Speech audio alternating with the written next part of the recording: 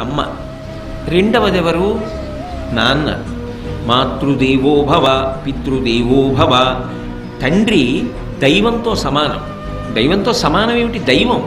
అందుకే యజుర్వేదాంతర్గతమైనటువంటి రుద్రాధ్యాయంలో అష్టమానువాకంలో ఒక మంత్రం చెప్తారు. నమ సోమాయ చ రుద్రాయ చ నమస్తామ్రాయ చ అరుణాయ చ నమ శంగాయ చ పశుపతయే చ నమ ఉగ్రాయ చ భీమాయ చ నమో అగ్రే వధాయ చ దూరే వధాయ చ నమో హంత్రే చ హనీయసే చ నమో వృక్షేభ్యో హరికేశేభ్యో నమస్తారాయ నమ శంభవే చ మయోభవే చ నమ శంకరాయ చ మయస్కరాయ చ నమ శివాయ చ శివతరాయ చ అని నమ శంకరాయ చ అంటారు. అందులో శంకరునకు నమస్కరించుచున్నాను. ఎవరు శంకరుడు? శంకరోతీతి శంకర.